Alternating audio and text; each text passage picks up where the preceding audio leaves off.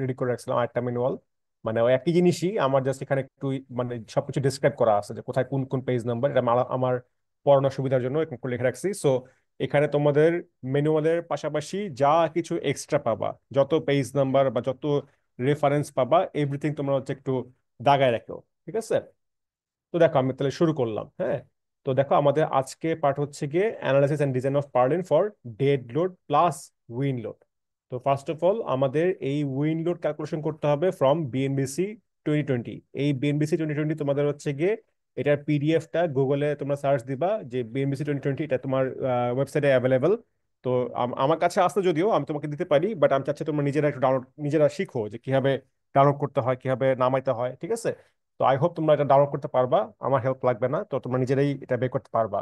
অথবা তোমাদের ম্যানুয়ালের সঙ্গেও আছে, বাট ম্যানুয়ালের সঙ্গে মানে ম্যানুয়ালের হেল্প তো নিবা, ঠিক আছে, বাট সরাসরি বিএমবিসি থেকে পড়লে জিনিসটা বেশি বেটার, ঠিক আছে? তো কোথেকে কোন পেজ নাম্বার ইউজ করতেছি, কোন আর্টিকেল ইউজ করতেছি, এগুলো তোমার হচ্ছে মনে রাখতে হবে একটু।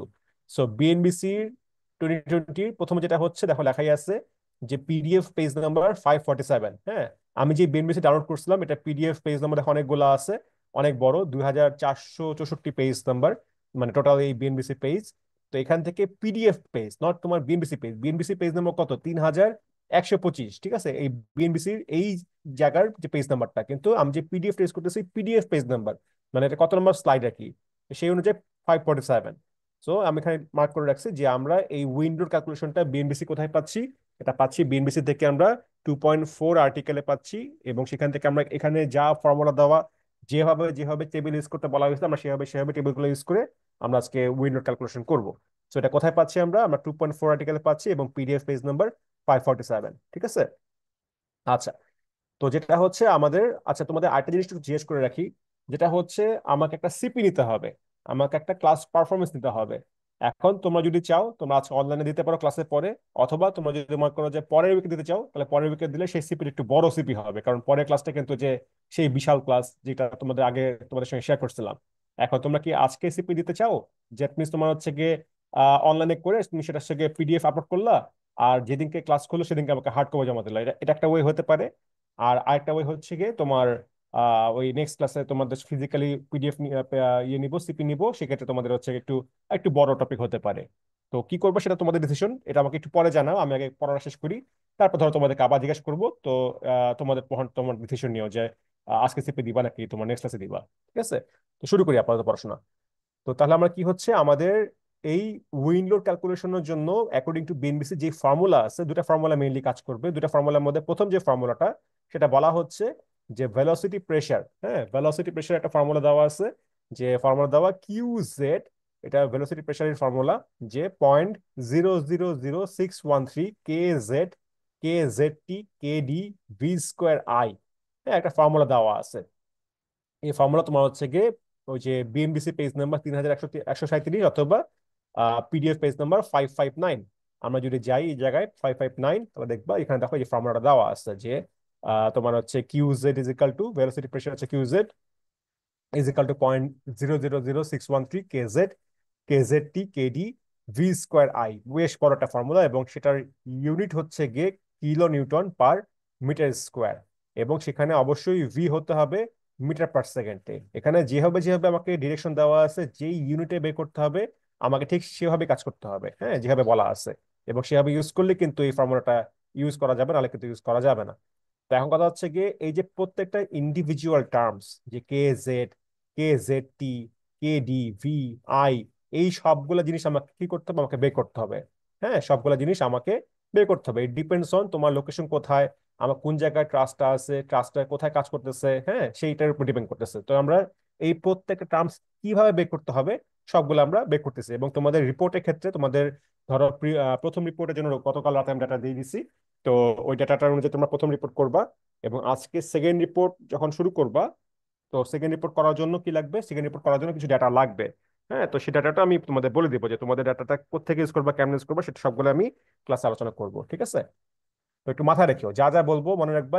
এটা কিন্তু এই যে আজকের ক্লাস লেকচারটা কিন্তু অতটাও ইজি না প্রথমটার মতো, আজকেটা কিন্তু একটু কমপ্লিকেটেড। হ্যাঁ, সো এভরিথিং তোমাকে ফ্রেশ মাইন্ডে বুঝতে হবে এবং তোমাকে শুনতে হবে, এবং সেটা মনে রাখতে হবে। এবং পারলে যত বেশি পারো এই নোট ডাউন গুলো করে রাখো, যে আমি কোনটা কোনখান থেকে নিচ্ছি। না হলে কিন্তু গ্যারান্টি যে তুমি এই রিপোর্ট করতে তোমার অনেক কষ্ট হবে, ঠিক আছে? তো এই রিপোর্টটা কিন্তু ছোট রিপোর্ট, বেশি বড় না, কিন্তু তোমাকে অনেক কিছু তোমাকে চিন্তা করে অনেক কিছু তোমাকে বুঝে অ্যান্সার করতে হবে, নাহলে কিন্তু পরে উল্টাপাল্টা লেগে যাবে। এবং সেকেন্ড রিপোর্ট ভুল করলে থার্ড রিপোর্ট করতে পারবে না। হ্যাঁ, তো মেক শিওর যে তোমার সেকেন্ড রিপোর্টে যেন কারেক্ট হয়, এই জন্য সবকিছু জেনে নিতে হবে, কারণ কারোর সঙ্গে কারো অ্যান্সার কিন্তু মিলবে না, সবারই কিন্তু আমি চেঞ্জ করে দেবো, রোল ওয়াইজ তোমার চেঞ্জ করে দিব, ঠিক আছে? তো ভালো মতো বুঝতে হবে। সো ফার্স্ট অফ অল যেটা হচ্ছে যে আমার যে ট্রাস্টটা, আমার ম্যানুয়ালে যে ট্রাস্টটা ছিল, সেই ট্রাস্টের সকল ইনফরমেশন আমরা কিন্তু আগেই পেয়ে গেছিলাম, ঠিক আছে? যে আমাদের বে ডিসটেন্স ছিল 25 ফিট, আমাদের স্প্যান ছিল 40 ফিট, আমাদের হাইট, হাইট বলতে মেনলি বোঝাচ্ছে তোমার যে ট্রাসের হাইট। আচ্ছা, ম্যানুয়ালটা একটু ওপেন করি, ম্যানুয়াল থেকে কিছু জিনিস আমাকে নিতে হবে, সেটা দেখাচ্ছি। ধরো আমি ওখান থেকে একটু বোঝানোর চেষ্টা করি। ধরো এই যে ম্যানুয়ালের মধ্যে যেটা হচ্ছে যে হাইট বলতে যেটা বোঝাচ্ছে যে আমার এই যে ট্রাসের সবচেয়ে মাঝখানে হাইটটা সবচেয়ে বড় ছিল, তাই না? এটা আমার ছিল হচ্ছে কি, আমার ম্যানুয়াল অনুযায়ী এটা ছিল তোমার 10 ফিট ছিল, রাইজ যেটা আর কি। এই যে তোমার এখানে যেহেতু ছিল যে span is to rise ratio, এখানে ছিল 4:1। তোমাদের তো আমি ইভেন এবং অড দিয়ে আলাদা করে দিচ্ছি, কারো হয়তো 4:1, কারো হয়তো 3:1। সো স্প্যান যা হচ্ছে এটা তোমার হচ্ছে গিয়ে 4 ভাগের 1 ভাগ হচ্ছে গিয়ে রাইজ ছিল, রাইজ হচ্ছে গিয়ে এই মাঝখানেরটা, যেটা কিনা এখান থেকে পাচ্ছি আমি 10 ফিট। 40 ফিট যদি স্প্যান হয়, এটা তোমার হচ্ছে 10 ফিট, সবচেয়ে বড় হাইটটা। দেখা কথা হচ্ছে গিয়ে আমার এই যে উইন্ডো ক্যালকুলেশনের ক্ষেত্রে যে আমি এই যে হাইটটা বলতেছি, এই হাইটটা কোন হাইট হবে? এই হাইট তোমার হচ্ছে গিয়ে যে আমার যে ওয়ালটা ছিল ম্যানুয়ালের ক্ষেত্রে, এই ওয়াল ছিল তোমার হচ্ছে গিয়ে 12 ফিট ছিল। তোমাদের মনে হয় আমি এটা চেঞ্জ করে হয়তো 15 ফিট মনে হয় দিছিলাম, যতটুকু আমার মনে পড়ে, ঠিক আছে? তোমরা কিন্তু এটা খেয়াল করে নিও। সো ওয়ালের হাইট যা হবে, ওয়ালের হাইট প্লাস হচ্ছে গিয়ে এই যে তোমার রাইজের যে হাইটটা, যেটা আমার ম্যানুয়ালে ছিল 10 ফিট, তো এটা আমরা কি করবো, আমরা মিন হাইট নিব, mean height that means half height নিব আমরা, ঠিক আছে? তো যেটা হচ্ছে তাহলে কি হচ্ছে যে 12 + 10 এর অর্ধেক 5 যোগ করলে আমরা হচ্ছে 17 ফিট, ঠিক আছে? তোমাদের ক্ষেত্রে কি হবে? তোমাদের ক্ষেত্রে হবে 15 ফিট প্লাস ওই রাইজের অর্ধেক যা হয়, ওভাবে ক্যালকুলেশন করে নিজেরা বের করে নিবা। এবং তোমাদের যেহেতু রোল ওয়াইজ ডাটাগুলো চেঞ্জ করে দেওয়া আছে, সো তোমার দশমিকের পরে অবশ্যই 2 ঘর পর্যন্ত নিবা, ঠিক আছে? এটা আগেও ক্লাস আলোচনা করছিলাম যে তোমাদের রোল ওয়াইজ ডাটা চেঞ্জ হলে কি করতে হবে। সো মনে রাখবা, তোমাদের ফ্র্যাকশন তুমি যাই নাও, থার্ড ডিজিট দেখে, ফ্র্যাকশনের থার্ড ডিজিট দেখে তুমি হচ্ছে গিয়ে ওই পরে গেলে আপার রাউন্ডিং, 5-এর নিচে 5 পর্যন্ত হলে তোমার লোয়ার রাউন্ড করে হচ্ছে গিয়ে সেকেন্ড ডিজিট পর্যন্ত লিখবা, যে 78.23 বা 78.24 এরকম টাইপের আর কি, ঠিক আছে? তো যাই হোক, আমার তাহলে হাইট হচ্ছে 17 ফিট। তো বিএনবিসিতে যেটা বলছে যে আমাকে সকল হাইট গুলা বা সকল ডাইমেনশন গুলা আমাকে নিতে হবে মিটারে, বিকজ এখানে সবকিছু কিসে আছে, kilo newton per metre square, everything মিটারে আছে এবং কিলো নিউটনে আছে। সো আমাকে কি করতে হবে, এটা আমাকে ওইভাবে কনভার্ট করে নিতে হবে। সো যেটা আমরা জানি যে তোমার যে 1 মিটার হচ্ছে তোমার 3.28 ফিট। হ্যাঁ, 1 metre is equal to 3.28 feet. So আমার যা আসবে ফিটে, সেটাকে আমি 3.28 দিয়ে ভাগ করব, ভাগ করলে আমি হচ্ছে গিয়ে এটার মিটারের ডাইমেনশনটা পেয়ে যাবো। সো এখানে ধরো দশমিকের পর 4 ঘর পর্যন্ত লিখছে, তা আমি যদি 2 ঘর পর্যন্ত লিখতাম, কত লিখতাম বলো তো? কত লিখবো এই সেভেন মানটাকে? 7.52। 7.52। 7.52, ভেরি গুড। যে আমার থার্ড ডিজিটটা আছে 1, তাই না? থার্ড ডিজিট হচ্ছে 1, দ্যাটস ওয়াই আমি এটাকে লোয়ার রাউন্ডিং করতেছি। যদি থার্ড ডিজিট হতো 6 বা 7, তাহলে আমি এটা আপার রাউন্ডিং করতাম, ঠিক আছে? তো আমি সবকিছু দশমিকের পর 2 ঘর পর্যন্ত নিবো, এই এক্সট্রা ডাটা আমার প্রয়োজন নাই, নিলে ভালো। হাই প্রিসিশন অ্যাপ্লাই করতেছো কিন্তু দরকার নাই, 2 ঘর পর্যন্ত নিলেই that's enough, I am happy, হ্যাঁ, আই এম স্যাটিসফাইড। তাহলে কি হচ্ছে, আমার যা ডাইমেনশন ছিল এভরিথিং, বে বলো, স্প্যান বলো, হাইট বলো, এভরিথিং, হ্যাঁ। এখানে হাইট বলে যা কথা, জেড হচ্ছে কি একই কথা, ঠিক আছে? এইচ বলো আর জেড বলো, দুটা কিন্তু একই জিনিসই, হাইট। তবে এটা কিন্তু অ্যাপ্লিকেবল ফর ট্রাস।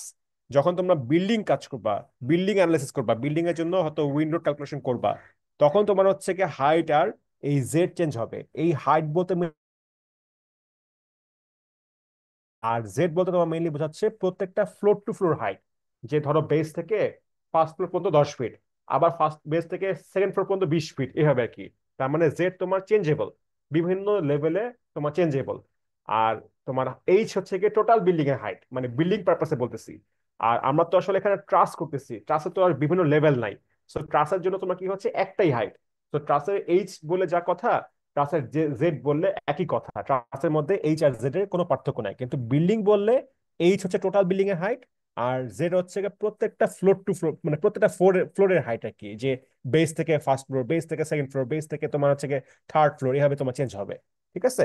তো যাই হোক, তোমাদের এটা যখন তোমরা যখন আরো সিনিয়র হবা, ধরো থার্ড ইয়ার সেকেন্ড সেমিস্টার যখন উঠবা, তখন দেখবা তোমাদের হচ্ছে গিয়ে স্ট্রাকচার থিওরি কোর্স পাবা। ওখানে তোমার দেখবা যে তোমাদের হচ্ছে গিয়ে ইয়ে করাবে, কি বলে, যে উইন্ড লোড ক্যালকুলেশন করাবে, আর্থকুয়েক করাবে, এই বিএনবিসি 2020 ইউজ করে। তখন তোমরা দেখবা যে এই ফর্মুলাগুলোই আবার আসবে, কিন্তু সেক্ষেত্রে তোমার দেখবা যে জেড তোমার চেঞ্জ চেঞ্জ হচ্ছে বারবার করে, কিন্তু এইচ তোমার ফিক্সড। ঠিক আছে? তো তখন সেটা পরে শিখবা। আপাতত ট্রাসের জন্য আমরা শিখি।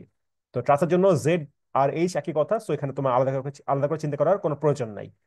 আর থেটা আমরা আগেই বের করে আসছিলাম, যে আমাদের ছিল ওই যে ট্যান ইনভার্স, যে লম্ব বাই ভূমি, যেটা তোমার rise by half of span, আমরা আগে করে আসছিলাম। এই যে এখান থেকে আমরা আগে করে আসছিলাম, এই যে এখানে ছিল যে আমরা এই যে অ্যাঙ্গেলটা, এই যে অ্যাঙ্গেল পেয়ে আসছিলাম, যে ট্যান ইনভার্স তোমার হচ্ছে rise by half of span. হ্যাঁ, আমাদের স্প্যান ছিল 40 ফিট, হাফ স্প্যান করলে আমরা 20, সো করলে আমরা অ্যাঙ্গেল পেয়ে গেছিলাম। সো ওই অ্যাঙ্গেলটাই আমরা এখানে লিখবো। ঠিক আছে? ওই অ্যাঙ্গেলটাই আমরা এখানে লিখতেছি, যে 26.56 পর্যন্ত লিখলেই এনাফ। ঠিক আছে? 26.56 লিখলেই হবে, 4 ঘর পর্যন্ত লেখার কোনো দরকার নেই। তাহলে আমরা সকল ডেটাগুলো পেয়ে গেলাম। এখন আসে আমরা এটার বিএনবিসি প্রশ্নগুলা। তো আমার ট্রাস্টটা বলা ছিল, লোকেশন হচ্ছে ঢাকা, ম্যানুয়ালের মধ্যে। ম্যানুয়ালের মধ্যে ট্রাস্টের লোকেশন দেওয়া ছিল ঢাকা। তোমরা যেটা করবা, তোমাদের ল্যাব রিপোর্টে সবাই যেটা করবা, তোমরা যখন অ্যাডমিশন নিছিলা আসানুল্লাহ 1-1 যখন ভর্তি হয়েছিলা, তখন কিন্তু সবাই তোমরা একটা ফর্ম ফিল আপ করে আসছো। হ্যাঁ, এবং আইওএমএস এ কিন্তু ফর্মের সবার ডাটা কিন্তু আমার কাছে আছে। মানে আমরা আইওএমএস এ কিন্তু সার্চ দিলে, যে কোনো রোল ওয়াইজ সার্চ দিলে কিন্তু আমরা একটা স্টুডেন্টের সমস্ত ইনফরমেশন কিন্তু আমরা পেতে পারি। ঠিক আছে? সো তোমরা যেটা করবা, তোমাদের ট্রাস্ট লোকেশন হবে তোমাদের দেশের বাড়ি, অ্যাকর্ডিং টু ফর্ম। তোমরা ফর্মে যেটা ফিল আপ করে আসছিলা, সেটা কিন্তু আমি চেক করবো, আমি কিন্তু এটা ক্রস চেক করবো তোমরা ঠিক মতো ইউজ করতেছো কিনা। সো তোমাদের ট্রাস্ট লোকেশন হবে তোমাদের দেশের বাড়ি। দেশের বাড়ি যেখানে হোক না কেন, বাংলাদেশের মধ্যে হলেই হবে, বাংলাদেশের মধ্যে হতে হবে। বাংলাদেশের বাইরে হলে কিন্তু আবার সমস্যা।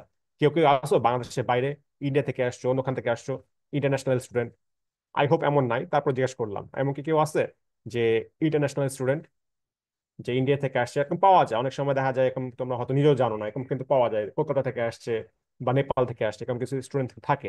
মানে সিভিলও ছিল, ইন্ডিয়ান স্টুডেন্ট ছিল, মানে ইন্ডিয়ান না, বাংলাদেশি, বাট সে তার ওখানে লোকেশন ছিল ইন্ডিয়া। ঠিক আছে? সো তোমাদের মধ্যে যেহেতু কেউ কিছু বললো না, তো আমরা ধরে নিলাম সবারই লোকেশন তোমার হচ্ছে বাংলাদেশের ভিতরে আসো। কেউ কেউ আছো ঢাকার মধ্যেই, ঢাকাই লেখছিল ফর্মের মধ্যে, যে দেশের বাড়ি ঢাকা, ঢাকাই তোমার সবকিছু। এমন কি কেউ আছো? এমনও কেউ নাই। হ্যাঁ, মনে রাখবা, রিপোর্টে কিন্তু কেউ ঢাকা ইউজ করতে পারবা না। আমি তো জিজ্ঞেস করলামই। হ্যাঁ, সো তার মানে তোমাদের এখানে কেউ ঢাকা, মানে ঢাকায় সবাই স্থায়ী, ঠিক আছে, বাট দেশের বাড়ি যেটা, হ্যাঁ, বাবা বাড়ি বা মায়ের বাড়ি, যেটাই বলো না কেন, তো বেশিরভাগ বাবার বাড়িটাই বলা হয় দেশের বাড়ি।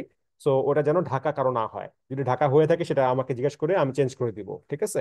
আবার সবাই আবার এক দিও না, কেননা আমি কিন্তু আইএমএস এর রেকর্ডে আমি জানি কার কোনটা হবে। আমি কিন্তু আইএমএস এর রোল দিয়ে কিন্তু এটা ইজিলি ক্রস চেক করতে পারবো। সো তোমাদের রিপোর্টে ডাটা অনুযায়ী কিন্তু লিখবা যে তোমার দেশের বাড়ি কোথায় ছিল।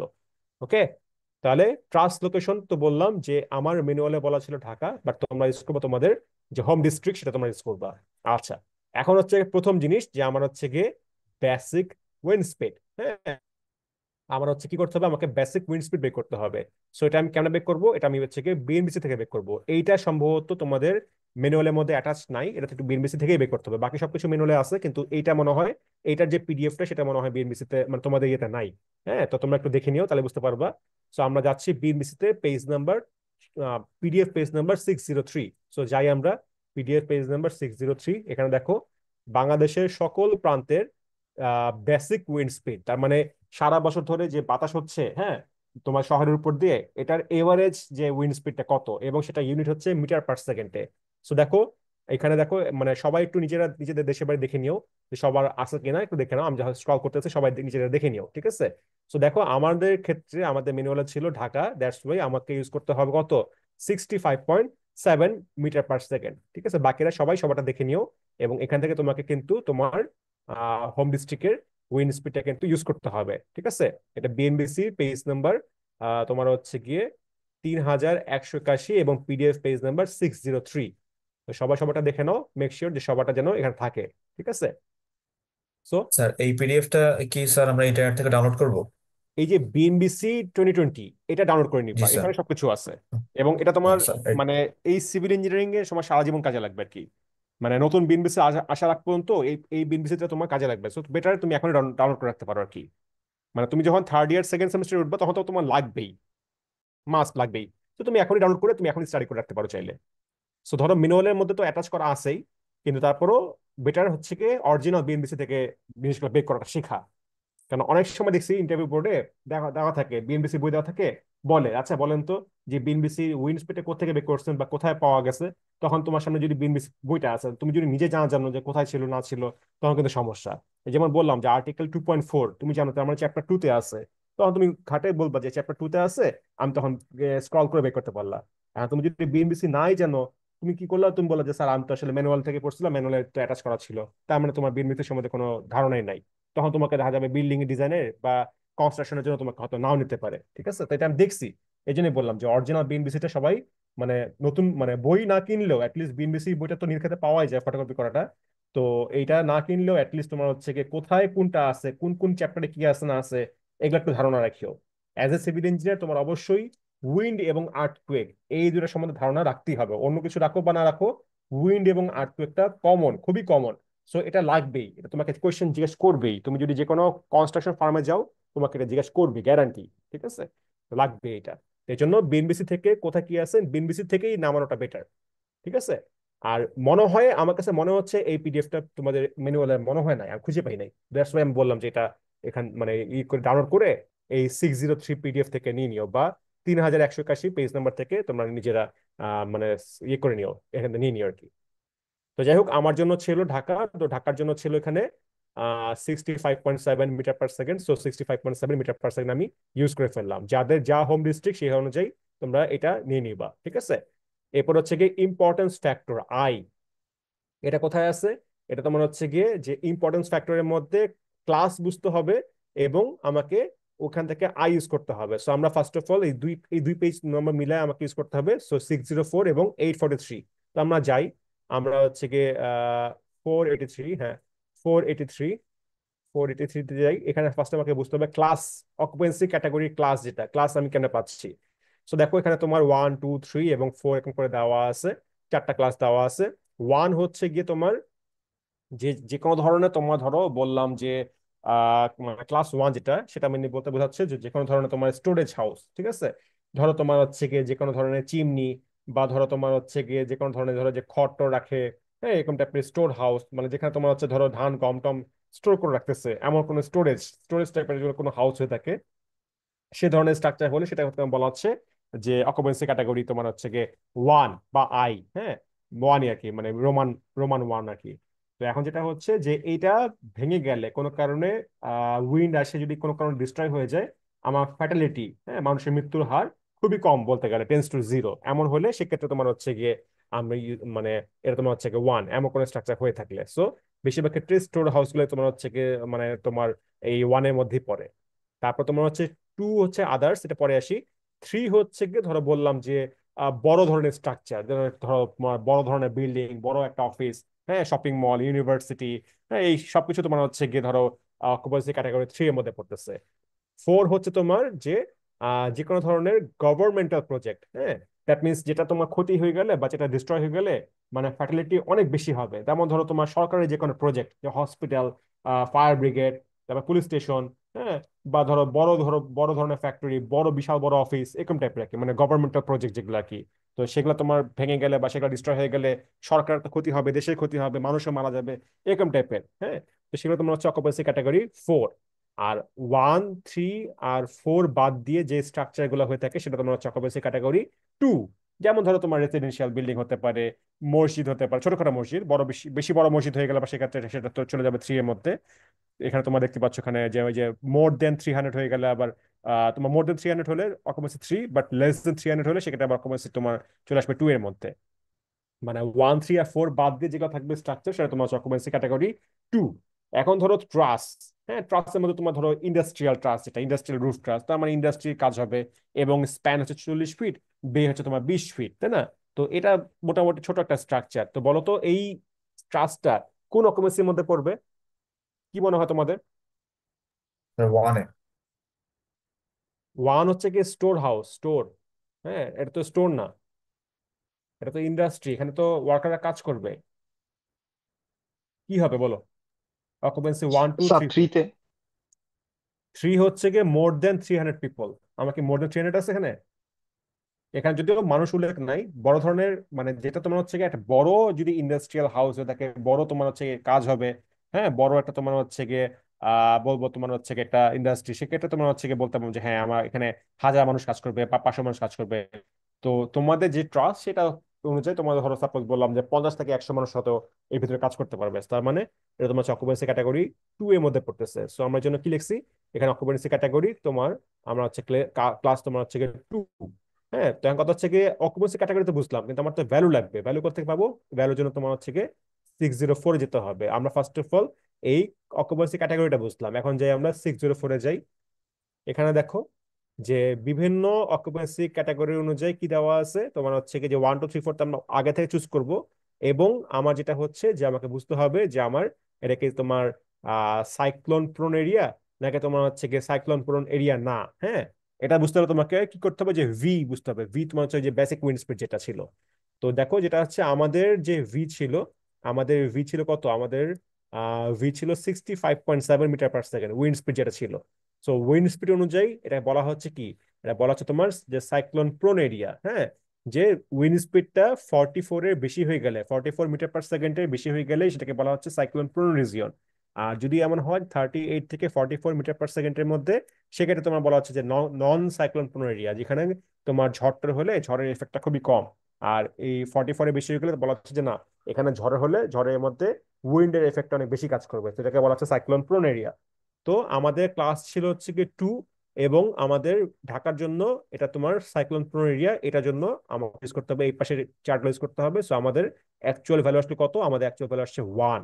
হ্যাঁ, আর আমাকে আমাকে 1 ইউজ করতে হচ্ছে। সো যাদের যে রকম ক্লাস, মানে আমাদের তো সবার ক্লাস 2 হবে, এবং উইন্ড স্পিড তোমাদের যা ছিল ওই অনুযায়ী কি হবে তোমরা চুজ করবা। যদিও তোমার ক্লাস 2 এর জন্য সাইক্লোন প্রোন হোক আর নন সাইক্লোন প্রোন হোক যেটাই হোক না কেন, দুই ক্ষেত্রে তোমার কি হবে, 1ই হবে। তার মানে আমাদের মোটামুটি যে ইন্ডাস্ট্রিয়াল ট্রাস্ট আমরা যেটা ইউজ করতেছি সবার জন্যই, ইনফ্যাক্ট সবার জন্যই তোমার কি হচ্ছে এটা আসলে আলটিমেটলি কিন্তু 1ই হচ্ছে। তবে এখানে প্লাসে কিন্তু সাইড নোট দিয়ে দিবা যে তোমার এটা ক্লাস কি, মানে রিপোর্টের মধ্যে উল্লেখ করে দিবা যে ক্লাস 2, এবং ব্র্যাকেটে লিখবা যে সাইক্লোন প্রোন এরিয়া, অথবা তোমার যদি উইন্ড স্পিড 44-এর নিচে হয়ে থাকে সেক্ষেত্রে বলবা যে নন সাইক্লোন প্রোন এরিয়া, এটা কিন্তু ব্র্যাকেটে উল্লেখ করে দিও। সবার ক্ষেত্রে কিন্তু আই এর মানটা 1ই আসবে, ঠিক আছে?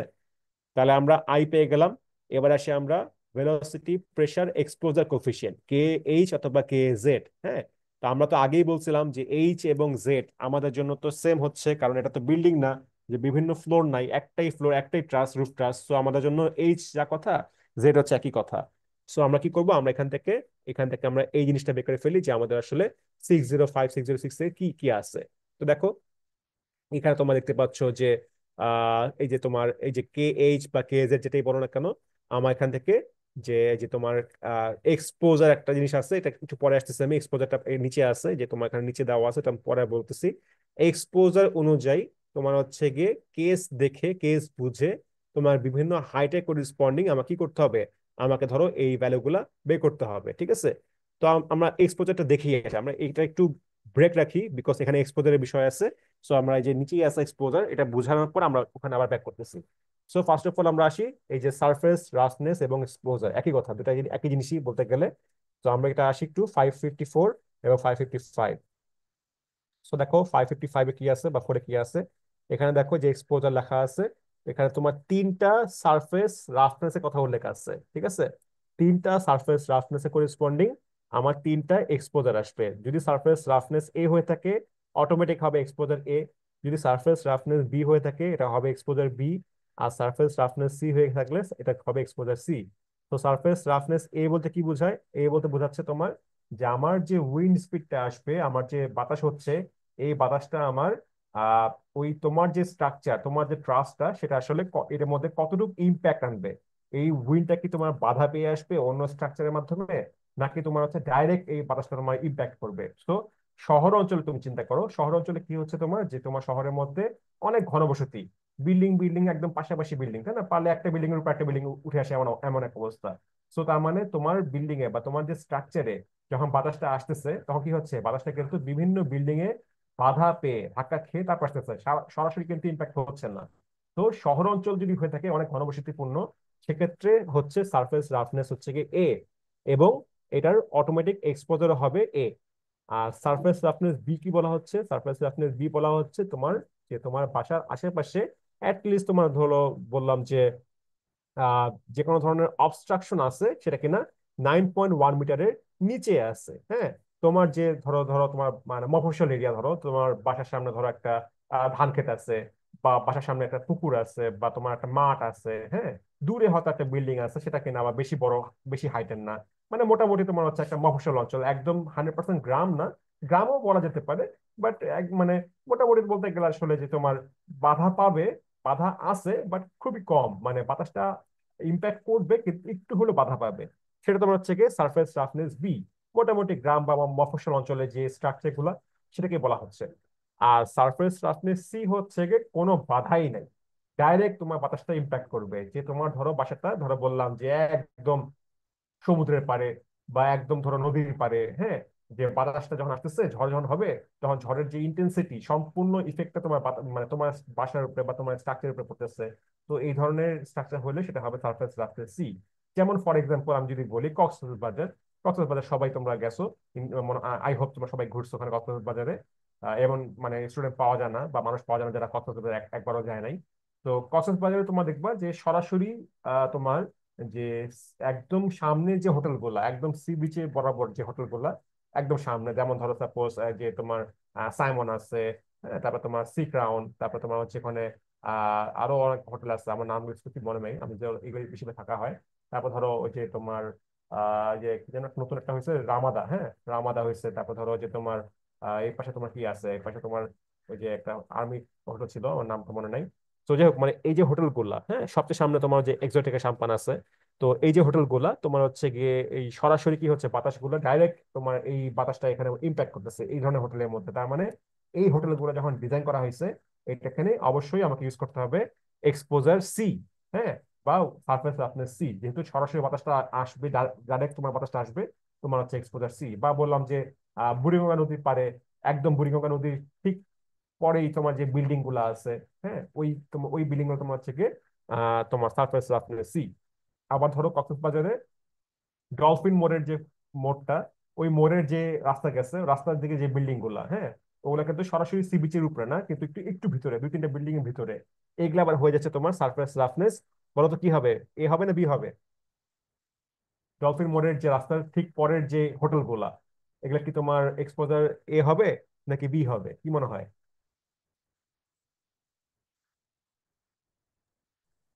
কেউ কি আসো ক্লাসে? স্যার বি হবে মেবি। বি হবে মনে হচ্ছে। বাকিরা? এ হবে না? অনেক ঘনবসতিপূর্ণ হলে, বাধা বেশি আসলে এ, একদম বাধা মোটামুটি মিডিয়াম মডারেট গ্রাম অঞ্চল মফস্বল অঞ্চল সেক্ষেত্রে বি। সো কক্সবাজারে ডলফিন মোড়ের যে হোটেলগুলা, হ্যাঁ সেকেন্ড লাইনে যে হোটেলগুলা, ওই হোটেলগুলো কি হবে, এ হবে না বি হবে? Surprise surprise. বি স্যার হবে এ স্যার। হওয়ার কথা না স্যার। তুমি ইঞ্জিনিয়ার, তুমি বলবা, কথা না হতে পারে এই ধরনের A answer civil A engineer তো বলা হওয়ার যাবে না। কথা, কারণ অনেক মানুষ আসে। মানুষের উপর ডিপেন্ড না, মানুষকে বাধা দিবে নাকি? বাতাসকে মানুষ দাঁড়া থাকবে এই ঝড়ের সময়? বিল্ডিং। স্যার সো ওইখানে স্ট্রাকচার কম তো sir, surface surface roughness B হবে স্যার। সারফেস রাফনেস হবে বি? অবশ্যই না, এটা হবে সারফেস রাফনেস এ। কারণ আমি আগেই বলছিলাম যে হাইট হবে 9.1 মিটারের কম। হ্যাঁ, হাইট হবে 9.1 মিটারের কম হলে সেক্ষেত্রে তোমার হচ্ছে গিয়ে বি। সো আমার যেহেতু সামনে যে হোটেল গুলো, এগুলো তো সবগুলোই বড় বড় হোটেল, তাই না? 8 তলা 9 তলা করে হোটেল সবগুলো আছে। তো অবশ্যই মানে তোমার হচ্ছে গিয়ে বাধা পেয়ে আসবে। দ্যাটস ওয়াই ওই কক্সবাজারে যদি বলি, সেটা তোমার পরের সাইডে যে বিল্ডিং গুলো সবগুলো হবে সারফেস রাফনেস এ। আবার যদি বলি বুড়িগঙ্গার নদীর তীরের যে বিল্ডিংটা, একদম নদীর পাশে যে বিল্ডিংটা, বা যে কোনো ধরো নদীর পাশে যে বিল্ডিং গুলা, হ্যাঁ নদীর তীরে যে কোলকেশে যে বিল্ডিং গুলা আছে, সবগুলো তোমার সারফেস রাফনেস সি। হ্যাঁ, কিন্তু ঠিক তার পরের যে বিল্ডিংটা, সেটা হয়ে যাবে আবার সারফেস রাফনেস এ। আর গ্রাম অঞ্চল যেটা বললাম, গ্রাম অঞ্চল যে আমার সেখানে একতলা বিল্ডিং বা দোতলা বিল্ডিং, আবার ধরো সামনে ধান ক্ষেত, মাঠ, হ্যাঁ পুকুর, তারপর আরেকটা বিল্ডিং, এরকম ফাঁকা ফাঁকা স্ক্যাটার্ড ওয়েতে আছে, সেগুলো হচ্ছে সারফেস রাফনেস বি। ঠিক আছে? সো এখন যেটা হচ্ছে, তোমরা যখন রিপোর্ট করবা, তোমরা যেটা করবা, তোমাদের যে দেশের বাড়ি সেটা দেখতে কেমন তোমরাই জানো, আমি কখনো যাই নাই, আমি কখনো জানিও না।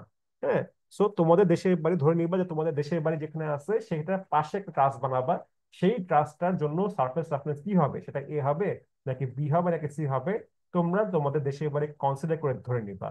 সবাই যে গণহারে এ ধরবো তা কিন্তু না, ঠিক আছে? তো আমি কিন্তু চাইলে ফিগারও দেখতে পারি, যে তোমাকে বললাম যে হ্যাঁ তুমি রিপোর্টের সঙ্গে অ্যাটাচ করবা, তোমার দেশে এবারে ছবি একটা অ্যাটাচ করবা, আমি কিন্তু যেতে পারি। ঠিক আছে, তো এই জন্য যেটা হচ্ছে তুমি ওভাবেই অ্যান্সার করবা যেন তুমি শিখতে পারো। ঠিক আছে, কারণ প্র্যাকটিক্যালি তুমি হয়তো সারফেস রাফনেস এ দিয়ে সারা জীবন করে আসলা, তুমি এমন জায়গায় তোমার সাইটিং পড়লো, পোস্ট পড়লো, তোমাকে হয়তো সারফেস রাফনেস বি বা সিজ করতে হবে, তখন তো তুমি বলবা হ্যাঁ আমি তো এটা জীবনে করি আসি না, আমি কেন করবো? তো দ্যাটস ওয়াই রিপোর্ট যেহেতু করবা, রিপোর্ট তো 7 দিন সময় দেওয়া হচ্ছে, তাই না? তো তুমি ঠান্ডা মাথায় অরিজিনাল ভ্যালু দিয়ে কাজ করো, তাহলে তোমার জন্য শেখা হবে জিনিসটা। পরীক্ষা হলে কিন্তু এ বি সি কোনো ফিক্সড না, আমি কিন্তু বি সি দিতেই পারি পরীক্ষা হলে, ওই তোমাদের মিড টার্ম যে পরীক্ষাটা হবে, কুইজ যেটাকে বা সিপি সময়। সেই জন্য বলতেছি সবাই মানে তোমাদের অ্যাকচুয়াল ভ্যালু, তোমাদের যদি সারফেস রাফনেস যদি রিয়েলি এ হয়ে থাকে তাহলে এ ইউজ করো, বি হলে বি ইউজ করো, সি হলে সি ইউজ করো। ঠিক আছে, সো তোমাদের দেশের বাড়ি যেহেতু তোমাদের হোম ডিস্ট্রিক্ট, ওটার যে লোকেশনটা যেখানে তোমাদের বাসা আছে সেটা কেমন এক্সপোজার তোমরাই জানো, তো সেটা অনুযায়ী তোমরা কি করবে, সেটা অনুযায়ী তোমরা এই সারফেস রাফনেসটা চুজ করে নিবা। ওকে, তাহলে আমরা সারফেস রাফনেস বুঝলাম যে সারফেস রাফনেস এই যে আমাদের তো ঢাকা, ঢাকার জন্য তো আসলে এ হচ্ছে, তো আমরা এস করলাম, এবং এক্সপোজার কি হচ্ছে, আমার এক্সপোজার হচ্ছে কি এ। এখন আসি আমরা ওই যে কে জেড আর কে জেড টি ওখানের মধ্যে আসি আমরা, এটা ছিল তোমার 605 606। তো এখানে দেখো, এখানে আসি আমরা। তো এখানে একটা জিনিস খেয়াল করো, এই যে তোমার যে আমার এখানে কিছু কেস বলা আছে, যে আমার যদি এমন হয় যে তোমার লো রাইজ বিল্ডিং যদি হয়ে থাকে সেক্ষেত্রে আসলে কেস 1, আর তোমার আসলে মোটামুটি তোমার হচ্ছে হাই রাইজ বিল্ডিং হলে সেটা তোমার হচ্ছে কেস 2 এর মধ্যে পড়ে। তো আমাদের যেহেতু ট্রাস, তো ট্রাস আসলে কি হচ্ছে, এটা তোমার লো রাইজ বিল্ডিং এর মধ্যে, নর্মালি 6 তলা বিল্ডিং এর নিচে যেগুলো সেগুলোকে বলা হয় লো রাইজ বিল্ডিং বা লো রাইজ স্ট্রাকচার। তো ট্রাস তো তোমার 17 ফিটের লম্বা, তাই না, আমার মেনুয়াল অনুযায়ী। তো এটা তো তোমার বলতে গেলে কি হচ্ছে মানে 1.5 তলা বা 2 তলা সব সমান বলতে গেলে হাইটটা। সো আলটিমেটলি কেস 1 এর মধ্যেই পড়তেছে। তো তোমাদের ক্ষেত্রে সবার ক্ষেত্রে কি আসবে, কেস 1 এর ক্ষেত্রে আসবে, এবং এক্সপোজার অনুযায়ী তোমাদের A B C whatever it is, ওই অনুযায়ী কি করবা, এখান থেকে হাইট অনুযায়ী তোমরা হচ্ছে কেস গুলা বের করবা। সে ফর এক্সাম্পল যে আমাদের যে মেনর ছিল কি ছিল, আমাদের জেড ছিল 17 ফিট, 17 ফিটকে 3.2 দিয়ে ভাগ করলে আসে তোমার 5.18 মিটার। আমাকে 5.18 মিটারের জন্য কি করতে হবে, আমাকে 5.18 এর জন্য আমাকে খুঁজতে হবে যে আমার আসলে ওই তোমার কে জেড বা কে এইচটা কি আসে। সো দেখো কেস 1 তো বুঝলাম যেহেতু লোরাল স্ট্রাকচার, এক্সপোজারও বুঝলাম যে ঢাকার জন্য সেটা হচ্ছে এ। তাহলে ঢাকার জন্য হচ্ছে এ, কেস 1 এর জন্য 5.1 মিটার, তার মানে কি 4.6 আর 6.1 এর মাঝামাঝি কোনো রেঞ্জে, তাই না? এইটার মাঝামাঝি আমাকে ইন্টারপোলেশন করতে হবে। সো 4.0 থেকে 4.6 পর্যন্ত কি হচ্ছে, কেস 1 এর জন্য আমার কে এইচ বলো বা কে জেড বলো যেটাই বলো না কেন, আমার ভ্যালু হচ্ছে 0.7। 0 থেকে 4.6, আবার 6.1 এর জন্য কি 0.7। তার মানে দেখতে পাচ্ছ যে না, আপ টু 9.1 মিটার পর্যন্ত এটা তোমার হচ্ছে 0.7 ইউজ করা হচ্ছে, 9.1 এর পর থেকে এখানে ভ্যালু চেঞ্জ হওয়া শুরু হচ্ছে। ঠিক আছে, ভেলোসিটি প্রেসার, ভেলোসিটি যে প্রেসার দিচ্ছে, প্রেসারের যে এক্সপোজার যে কোফিশিয়েন্ট সেটা কথা বলা হচ্ছে। সো তোমাদের কি হচ্ছে তাহলে, যাদেরকে সবাই তো কেস 1 এ আসবে, এখন এক্সপোজার অনুযায়ী এক্সপোজার এ হলে এগুলা, এক্সপোজার বি হলে কেস 1 2 সেম জিনিস, এক্সপোজার এর মধ্যে কেস 1 এবং কেস 2 এর মধ্যে পার্থক্য আছে, কিন্তু এক্সপোজার বি এবং সি এর মধ্যে কিন্তু কেস 1 বলো 2 বলো একই ভ্যালু কিন্তু। ঠিক আছে, তো এই হাইট অনুযায়ী এবং এক্সপোজার অনুযায়ী আমাকে এখান থেকে ভ্যালু পিক করতে হবে। যদি কেস 1 হয়ে থাকে এ এর জন্য তাহলে সেক্ষেত্রে 0.7 সবার জন্য হচ্ছে, আর যদি বি হয় সেক্ষেত্রে তোমার কি করতে হবে 6, আমাদের তো কত ছিল, আমাদের ছিল 5.18, আমাদের ছিল 5.18, কিন্তু এখানে তো 5.18 তোমার হচ্ছে গিয়ে বি যদি হয়ে থাকে তাহলে দেখো 4.6 এর জন্য 0.85, আর 6.1 এর জন্য 0.9, কিন্তু আমার তো লাগবে 5.18। সেক্ষেত্রে আমাকে লিনিয়ার ইন্টারপোলেশন করে আমাকে হচ্ছে মাঝখানে ভ্যালুটা বের করে নিতে হবে। ঠিক আছে, কেস বি এর জন্য, কেস না এক্সপোজার বি অথবা সি যদি হয়ে থাকে সেক্ষেত্রে তোমাকে ইন্টারপোলেশন করে হয়তো বের করা লাগতে পারে, যদি তোমার সরাসরি ভ্যালুটা টেবিলে দেওয়া না থাকে। ওকে, এখানে মেইনলি হাইট বলতে হচ্ছে তোমার ট্রাসের হাইটটা বলতে যাচ্ছে, মিন হাইটটা, যেটা আমরা ওয়ালের হাইট প্লাস রাইজের অর্ধেক যোগ করে সেটাকে আমরা ফিট থেকে মিটারে কনভার্ট করে তারপরে যেটা বের করবো আর কি। ঠিক আছে, তাহলে সবাই বুঝতে পারছো কিভাবে বের করতে হচ্ছে এটা? সবাই ক্লিয়ার তো নাকি? স্যার এখানে এটা কি কেএইচ এর ভ্যালু দেওয়া না কেজেড এর ভ্যালু দেওয়া? এখানে কে এইচ আর কে জেড এর ভ্যালু একই কথা, মানে মেইনলি হচ্ছে কে জেড। আমি তো আগেই বললাম জেড বলতে বোঝাচ্ছে তোমার যে প্রত্যেকটা level wise height. Say for example একটা বিল্ডিং 6 তলা বিল্ডিং, আমার এক একটা বিল্ডিং কি হয়, এক একটা ফ্লোরে 10 ফিট করে হাইট থাকে। তো ফার্স্ট ফ্লোরের হাইট হচ্ছে 10 ফিট, সেকেন্ড ফ্লোরের হাইট হচ্ছে তোমার 20 ফিট, থার্ড ফ্লোর হচ্ছে তোমার 30 ফিট, তাই না? তো আমি যদি প্রত্যেকটা ফ্লোর ওয়াইজ চিন্তা করি, তাহলে আমাকে 10, 20, 30 এভাবে নিতে হবে। তখন আমাকে জেড নিতে হবে 10, 20, 30, 40 এভাবে নিতে হবে। আর এইচ যদি বলি, এইচ হচ্ছে তোমার টোটাল বিল্ডিং এর হাইট, কয়তলা বিল্ডিং, 6তলা বিল্ডিং, তার মানে 60 ফিট। তাহলে কে এইচ হবে 60 ফিটের জন্য। আর কে জেড হবে 10, 20, 30, 40, 50, 60 সবগুলোর জন্য। কিন্তু ট্রাসের জন্য কি হচ্ছে, ট্রাসের জন্য তো একটাই লেভেল, ট্রাস তো এমন না যে আমার দোতলা ট্রাস, এমন তো না। ট্রাস তো একটাই একটাই হাইট, একটাই তো তোমার ওয়ালের হাইট 15 ফিট। তো এই জন্য ট্রাসের জন্য তোমার এইচ বলে যা কথা, জেড বলে একই কথা, কোনো পার্থক্য নাই, কিন্তু বিল্ডিং হলে আলাদা হতো। বুঝতে পারছো? জি স্যার। ওকে, তাহলে এই কে এইচ বলো বা কে জেড বলো, সবাই ক্লিয়ার? জি স্যার। ওকে, একটু রেসপন্স করো, হ্যাঁ, মানে কিন্তু পরে রিপোর্ট করতে গিয়ে এরকম বারবার করে দেখা করলে কিন্তু আর লাভ নাই। হ্যাঁ, এটা কিন্তু অত ইজি রিপোর্ট না, আরো ডিফিকাল্ট জিনিস আসতেছে, সামনে আসতেছে, তখন মাথা খারাপ হয়ে যাবে। ঠিক আছে, তাহলে আমরা কি পেয়ে গেলাম, আমরা কে এইচ বলো বা কে জেড বলো সেটা পেয়ে গেলাম, যে আমার এখান থেকে কত আসলো, 0.7। ঠিক আছে, কেস ওয়ান যেহেতু এক্সপোজ ছিল, তো 0.7 আসছে। তাহলে দেখো আমাদের মোটামুটি না আরো আছে, আমাদের এরপর আছে উইন্ড ডাইরেকশনালিটি ফ্যাক্টর। যে আমরা যে বলি নর্মালি যে একটা বাতাস আসতেছে একদম তোমার হচ্ছে গ্রাউন্ডের প্যারালাল, বা বললাম যে আমার বাতাস একদম একদম উপর থেকে বাতাস আসছে, এমন তো না। বাতাসটা তো ইনক্লাইন আসতে পারে, তাই না? মানে জিনিসটা যেটা বলতে যাচ্ছি, ধরো একটা স্ট্রাকচার বললাম এরকম টাইপের, যে একটা স্ট্রাকচার আছে, আমি তো এই ধরো প্ল্যান ভিউ বললাম, এমন তো না যে বাতাসটা একদম, এটা বললাম তোমার এক্স এক্সিস, আর এটা বললাম বললাম যে সাপোজ ওয়াই এক্সিস। এখন এমন তো না যে বাতাসটা একদম তোমার এক্স এর প্যারালাল আসতেছে, বা একদম ওয়াই এর প্যারালাল হচ্ছে, তা তো না, বাতাসটা এমন আসতে পারে। বা তোমার ট্রাসের ক্ষেত্রে আমরা কি করেছি, ট্রাসের ক্ষেত্রে আমরা এভাবে ধরে নিচ্ছি বাতাসটাকে, তাই না? এইভাবে আমরা ট্রাসের ক্ষেত্রে বাতাসটা ধরবো যে এভাবে করলে বাতাসের ইম্প্যাক্টটা বেশি হচ্ছে। আমরা একদম বলতেছি না যে এক্স এর প্যারালাল বা ওয়াই এর প্যারালাল, আমি তো বলতেছি না। তো এই জন্য যেহেতু তোমার আমরা একটা ডাইরেকশনের ক্ষেত্রে জিনিসটা চিন্তা করতেছি, এই জন্য এই জিনিসটাকে তোমার কনসিডার করার জন্য একটা ফ্যাক্টর নেওয়া হচ্ছে, যেটাকে বলা হচ্ছে উইন্ড ডাইরেকশনালিটি ফ্যাক্টর। ঠিক আছে, যেটাকে সিম্বলাইজ করা হচ্ছে কে ডি দ্বারা। তো এখন দেখো 606 এ কি আছে, আমরা একটু দেখে আসি।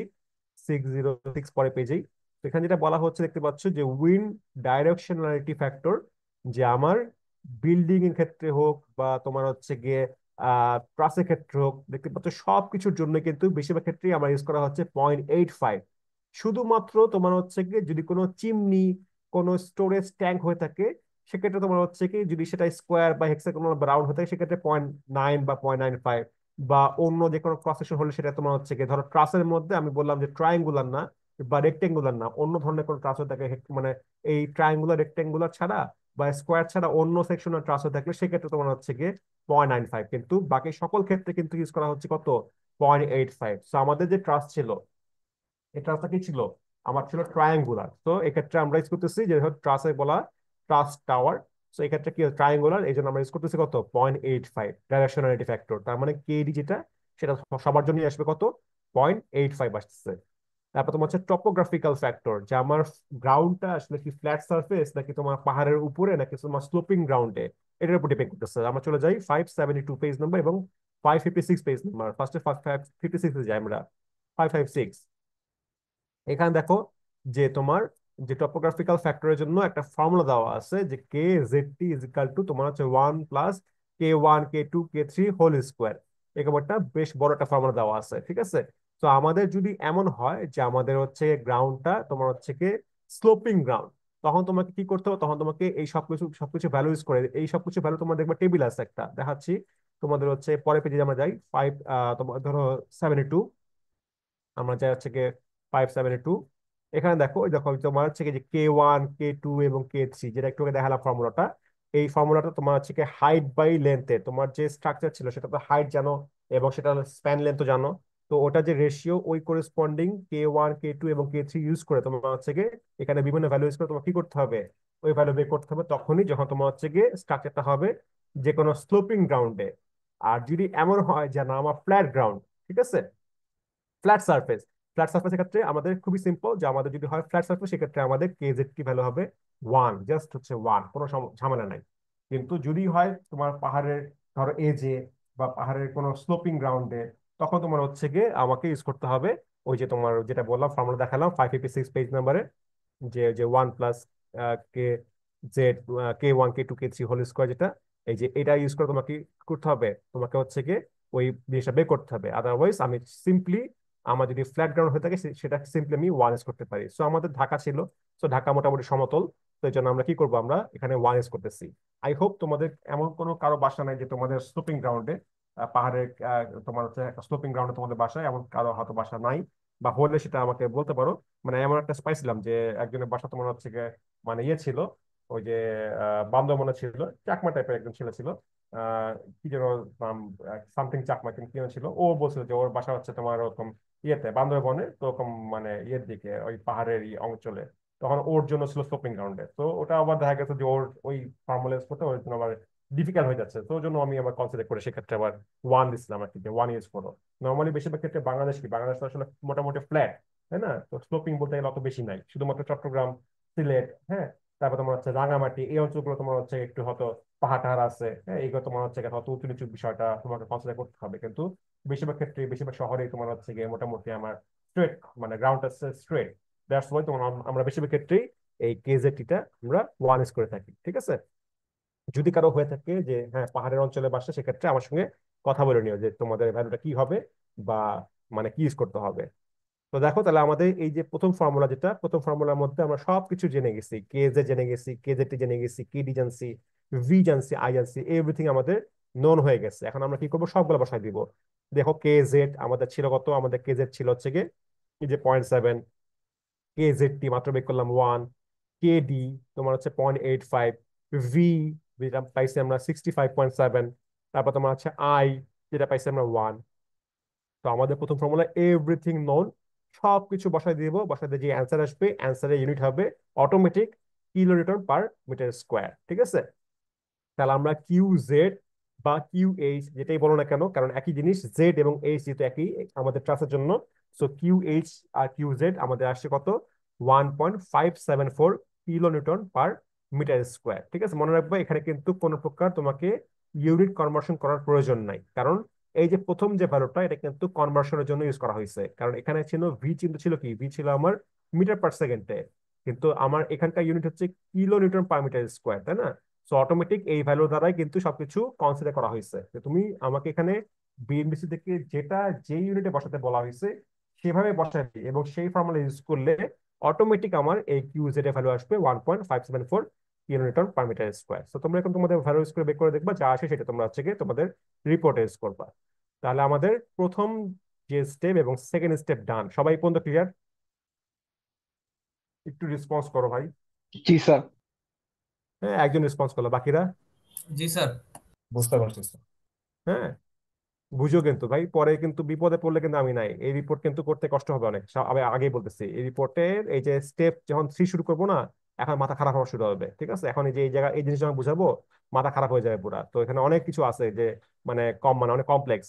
এখন পর্যন্ত আমরা ইজি জিনিস বুঝছি, স্টেপ 1 2 3 থেকে তোরা সবাই পাগল হয়ে যাবে আর কি, আমি সহ, ঠিক আছে? তো হোপফুলি সবাই বুঝতে পারছো কি স্টেপ 2 পর্যন্ত। এখন হচ্ছে আমরা ঝামেলার মধ্যে ইনসার্ট করি।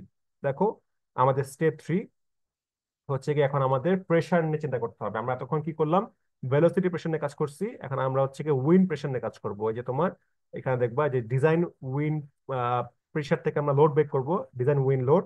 এটা বের করার জন্য এরকম একটা ফর্মুলা আছে যে কিউ জেড, যেটা মাত্র বের করলাম, এই যে তোমার কিউ জেড, এই যে মাত্র আমরা বের করলাম কিউ জেড। আর হচ্ছে কি আছে ফর্মুলা, যে G CP minus Q I G CPI. হ্যাঁ, এখন আমাকে কি করতে হবে, এই জি বুঝতে হবে, সিপি বুঝতে হবে, কিউ আই বুঝতে হবে। এখানে হচ্ছে গিয়ে জিসিপিআই একটা টার্ম, মানে এখানে জি আর সিপি, মানে এখানে যেমন জি আলাদা, সিপি আলাদা, এখানে হচ্ছে গিয়ে জিসিপিআই হচ্ছে একটাই জিনিস, ঠিক আছে? ইন্টারনাল প্রেশার যেটা আর কি। তো এখন এই জিনিসগুলো আমাকে বের করতে হবে, ওকে? তো স্টেপ 3 কি কি আছে, আমার স্টেপ 3 মেইনলি আমার লাগবে হচ্ছে গিয়ে গাস্ট ফ্যাক্টর লাগবে, আর লাগবে হচ্ছে গিয়ে ইন্টারনাল প্রেশার কোফিশিয়েন্ট, আর হচ্ছে গিয়ে এক্সটার্নাল প্রেশার কোফিশিয়েন্ট, ঠিক আছে? যে গাস্ট এফেক্টটাকে সিম্বলাইজ করা হয় জি দিয়ে করা যেতে পারে, জি এফ দিয়ে করা যেতে পারে। এখানে অর মানে এমন না যে জি বাই জি এফ না, এটা মানে হচ্ছে জি দিয়েও সিম্বলাইজ করা যেতে পারে, আবার জি এফ দিয়েও সিম্বলাইজ করা যেতে পারে। ইন্টারনাল প্রেশার কোফিশিয়েন্ট যেটা, সেটা তোমার হচ্ছে গিয়ে পুরো জিনিস জিসিপিআই। এটা কিন্তু একটাই জিনিস, এখানে জি এবং সিপিআই আলাদা না কিন্তু। এই জি কিন্তু এই জি ঠিক আছে, কিন্তু এখানে জিসিপিআই মানে আমি যে ভ্যালু বের করবো, এটা কিন্তু এই টোটালটার ভ্যালু জিসিপিআই, ঠিক আছে? এই জিসিপিআই বলা হচ্ছে যে ইন্টারনাল প্রেশার কোফিশিয়েন্ট। আর এক্সটার্নাল প্রেসার কোফিসিয়েন্ট তোমার হচ্ছে কি সিপি। ঠিক আছে, এক্সটার্নাল প্রেসার কোফিসিয়েন্ট মানে তোমার বাতাসে যে আসবে এক্সটার্নাল যে প্রেসার দিবে সেটা তোমার সিপি। আর বাইরের বাতাসের প্রেসারের কারণে আমার স্ট্রাকচারের ভিতরে যে ইন্টারনাল প্রেসার কাজ করবে সেটাকে বলা হচ্ছে কি ইন্টারনাল প্রেসার, সেটা কিনা জিসিপিআই। ওকে। আর উইন্ড গাস্ট, গাস্ট তোমার হচ্ছে কি ধরো ওই যে বলা হয় না দমকা হাওয়া, যে আমার বাতাস হচ্ছে হঠাৎ করে একটা বাতাসের টার্বুলেশন হলো, হঠাৎ করে বাতাস একটু বেশি গায়ে লাগলো, তাই না? ওই যে অনেক সময় হয় না ঝড়োয়া হাওয়া, হ্যাঁ, যে তোমার হয়তো রাস্তা হাঁটতেছো একটু স্যার দমকা এটা হাওয়া বয়ে বুঝলাম গেল। না ঠিক, একটু রিপিট করলে ভালো হতো। কোনটা বলো? স্যার এই যে স্টেপ 3, যে জিএফ এর এই যে জিসিপিআই এর যে বিষয়টা। আচ্ছা, আমি আবার আসতেছি। আমি যেটা বলতে যাচ্ছি, ধরো সাপোজ ফার্স্ট অফ অল বললাম gust factor, gust effect factor. Gust বলতে কি বোঝায়, যে আমার যে বাতাসের দমকা হাওয়া যেটা হচ্ছে, যে উইন্ডের টার্বুলেন্স যেটা হচ্ছে হঠাৎ করে যেটা পায়, হ্যাঁ, তো এটাকে বলা হচ্ছে গাস্ট ফ্যাক্টর। গাস্ট ফ্যাক্টরকে সিম্বলাইজ করা হয় জি অথবা জিএফ দিয়ে। ঠিক আছে, জি দিয়েও, জি কেও মানে জি দিয়েও সিম্বলাইজ করা যেতে পারে, অথবা জিএফ দিয়েও করা যেতে পারে, ডিপেন্ডস অন ফর্মুলা। কোন কোন ফর্মুলা দেখবা জিএফ লেখা, কোন কোন ফর্মুলা দেখবা শুধু জি লেখা। তো জি হোক বা জিএফ হোক, যেটা হোক না কেন, এটা তোমার হচ্ছে গিয়ে মেইনলি গাস্ট ফ্যাক্টর। ওকে, এটা পর্যন্ত ক্লিয়ার তো নাকি গাস্ট ফ্যাক্টর? জি স্যার। ওকে, এবার আসি আমরা ইন্টারনাল এবং এক্সটার্নাল প্রেসার। হ্যাঁ, ধরো আমি বললাম যে আমার এই একটা ধরো একটা রুম, একটা ধরো তোমার বাসার একটা রুম, হ্যাঁ। এখন এইটা ধরো মানে এটা তোমার হচ্ছে গিয়ে বাইরের অংশ। এখন ধরো মানে তোমার উইন্ডের বাইরে থেকে যে মানে বাতাস আসতেছে, হ্যাঁ, যে উইন্ডের বাতাস একম হতে পারে, আবার তোমার একম হতে পারে। তো চাপ দিলে তোমার চাপ হচ্ছে মানে পজিটিভ, আর চলে গেলে তোমার হচ্ছে নেগেটিভ। এখন এটা তোমার হচ্ছে বাতাস। এখন ধরো এই যে বাতাস তো কি, ধরো আমার বিল্ডিং এর মধ্যে জানালা আছে, দরজা আছে, ভেন্টিলেটর আছে। তো এই যে আমার যে রুমের ভিতরে তো বাতাস আছে, তাই না? আমার তো বাতাস ছাড়া কোনো জায়গা নেই পৃথিবীতে। তো এই ভিতরেও কি হবে, তোমার বাতাসটা তোমার ধরো এইভাবে কাজ করতে পারে, বা তোমার হচ্ছে গিয়ে বাতাসটা এরকম কাজ করতে পারে, তাই না? তো এটা তোমার হচ্ছে গিয়ে যে ইন্টারনাল প্রেশার, তোমার রুমের ভিতরের অংশ, এটা হচ্ছে কি ইন্টারনাল প্রেশার। তো ইন্টারনাল প্রেশারকে সিম্বলাইজ করা হয় জিসিপিআই। এই সম্পূর্ণ জিনিসটাই তোমার হচ্ছে কি ইন্টারনাল প্রেশার, উইন্ডের ইন্টারনাল প্রেশার। আর বাইরের থেকে যে চাপ দিচ্ছে বা তোমার সাকশন হচ্ছে, এটাকে বলা হচ্ছে কি এক্সটার্নাল প্রেশার, উইন্ডের এক্সটার্নাল প্রেশার সিপি। আর এটা তোমার হচ্ছে গিয়ে ইন্টারনাল প্রেশার জিসিপিআই। এখন বুঝতে পারছো? জি স্যার, বুঝতে পারছি। আচ্ছা, মনে রাখবে একটা জিনিস, এখানে জি এবং সিপিআই একসঙ্গে লেখা, আর এক্সটার্নাল প্রেসারে শুধুমাত্র সিপি। হ্যাঁ, আমার ফর্মুলার মধ্যে দেখবা, এখানে ফর্মুলা যখন আমি একটু আসতেছি আমি, এই দেখো ফর্মুলার মধ্যে এখানে কি আছে দেখো। এখানে তোমরা দেখবা যে আহ জিসিপি আছে, আবার জিসিপিআই আছে। এখানে জিসিপিআই এর মধ্যে অটোমেটিক যে জি গুণ করাই আছে, আমাকে এক্সট্রা গুণ করতে হবে না। কিন্তু এখানে যে সিপির সঙ্গে যে জি আছে, এখানে আমাকে জি আলাদা গুণ করতে হবে, কারণ আমি যে এক্সটার্নাল প্রেশার বললাম সেটা শুধুমাত্র সিপির জন্য বললাম। সো এখানে সিপি হচ্ছে কি এক্সটার্নাল প্রেশার, জি হচ্ছে যে বললাম গাস, যেটা গাস ফ্যাক্টর যেটা। আর এখানে তোমার হচ্ছে কি জিসিপিআই টোটালটাই হচ্ছে তোমার মেইনলি ইন্টারনাল প্রেশার। ওকে, এখানে তোমাকে এক্সট্রা করে এই জি গুণ করতে হবে না। ঠিক আছে, তো এখন দেখো যেটা বলা হচ্ছে, আমরা তো গাস জিনিসটা একটু আসি। এটা 556 পেজ নম্বরে আছে। তো আমরা এখানে যেখানে আছে গাস ফ্যাক্টর এখানে আছে। তো গাছটা তোমার হচ্ছে গিয়ে ফর্মুলা দিয়ে চাইলে বের করা যেতে পারে। এখানে ফর্মুলা প্রত্যেকটা টার্ম কি হবে সেটা দেওয়া আছে, এবং সেটা বলা হচ্ছে কি যে আরো সিম্পলিফাই করে বলা হচ্ছে যে আমার যদি এমন হয়, এখানে আছে, কোথায় আছে এটা, তোমার হচ্ছে গিয়ে দাঁড়াম বের করি। গাছ তো শুরুতেই ছিল, এই যে এখানে বলা আছে, হ্যাঁ, যে আমার যদি এমন হয় যে একটা স্ট্রাকচার হচ্ছে রিজিড। হ্যাঁ, রিজিড মানে তোমার হচ্ছে গিয়ে যে আমার বাতাসের বা ঝড়ের কারণে স্ট্রাকচারটা স্থির দ্বারা থাকবে, কোনো নড়াচড় হবে না, সেটা তোমার হচ্ছে রিজিড স্ট্রাকচার। আর যদি এমন হয় যে আমার বাতাসের কারণে সেটা দুলবে, তোমার এটা ধরো এদিক ওদিক দুলতে থাকবে, ভেঙে পড়বে না, কিন্তু দুলতে থাকবে, ফ্লেক্সিবল, তখন হচ্ছে তোমাকে হতে হবে বের করা লাগতে পারে। তো আমরা ধরে নিচ্ছি যে আমাদের যে স্ট্রাকচার থাকবে সেটা তোমার বাতাসে দুলবে না, এটা তোমার স্থির থাকবে। তো এই জন্য ধরে নিব রিজিড স্ট্রাকচার। সো রিজিড হলে সেক্ষেত্রে আমরা ইউজ করবো 0.85। তো আমরা সবাই ধরে নিব যে আমাদের যে ট্রাস থাকবে সেটা তোমার বাতাসে নড়বে না, স্থির থাকবে। সো এই জন্য কি করা হবে, আমরা সবাই ইউজ করবো যে ফর রিজিড স্ট্রাকচার এটা ভ্যালু হবে 0.85। ঠিক আছে, এখন আসি আমরা ইন্টারনাল প্রেসার। ওকে, আমরা এখন আসতেছি ইন্টারনাল প্রেসার, যে জিসিপিআই। মানে টোটালটা একটা জিনিস আর কি, জিসিপিআই। এটা কোথায় আছে, এটা তোমার আছে হচ্ছে গিয়ে 573 পেজে আছে। তোমরা চলে যাই 573। সো এখানে খেয়াল করে দেখো, এই যে তোমার দেওয়া আছে যে আমার একটা বিল্ডিং, একটা বিল্ডিং এর ইন্টারনাল পার্ট কি হতে পারে, ওপেন বিল্ডিং হতে পারে, যে আমার স্ট্রাকচারের মধ্যে চারিদিকে কোনো দেয়াল নাই, কোনো জানাল, মানে একদম ওপেন বলতে গেলে সেটা তোমার হচ্ছে ওপেন বিল্ডিং। এমন যদি হয় পার্শিয়ালি ইনক্লোজড বিল্ডিং, যে আমার বিল্ডিং এর মধ্যে হয়তো জানালা আছে, দরজা আছে, ভেন্টিলেটর আছে, কিছু ওপেনিং আছে, সেটা তোমার হতে পারে পার্শিয়ালি ওপেনিং বিল্ডিং।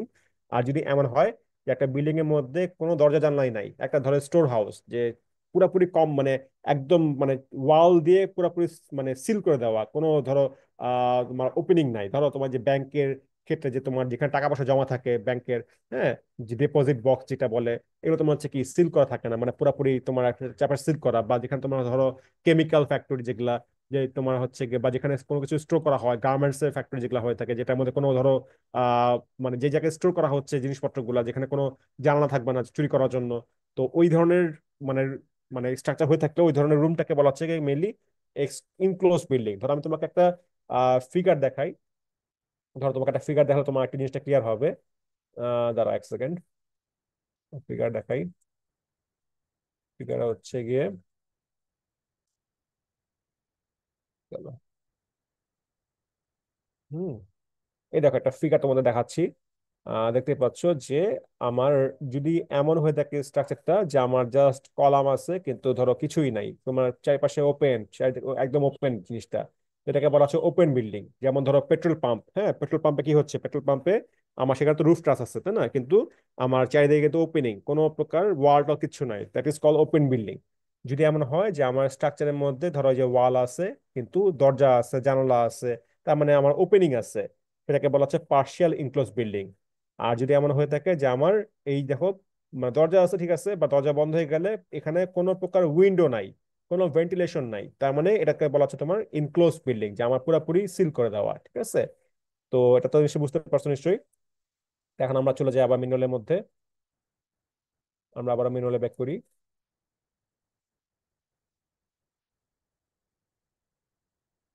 তো তাহলে কি হচ্ছে যে আমাদের যদি ওপেন বিল্ডিং হয়ে থাকে সেক্ষেত্রে উইন্ডের তো কোনো ইন্টারনাল প্রেশার বলে কিছু থাকবে না, কারণ কোনো তো মানে ওয়াল তো কিছু নাই, সো সেক্ষেত্রে ইন্টারনাল প্রেশার তোমার হচ্ছে জিরো।